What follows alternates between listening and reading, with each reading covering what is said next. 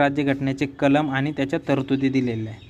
तर कलम 14, कलम 15, कलम 16, कलम 17. आता याच्यात सगळ्यात महत्त्वाचं जे आहे म्हणजे कलम 14. कलम 14 म्हणजे राज्य भारतातील कोणत्याही व्यक्तीला कायद्यासमोर समानता आणि कायद्याचे समान संरक्षण नाकारणार नाही. तर इथं पर्याय 14 आणि मग 14 असल्यामुळे हे 2 ऑप्शन काटा द्या. नंतर कलम 15. कलम 15मध्ये राज्य, धर्म, वंश, जात, लिंग, जन्मस्थान किंवा त्यापैकी कोणत्याही कारणांवरून नागरिकांमध्ये भेदभाव करणार नाही.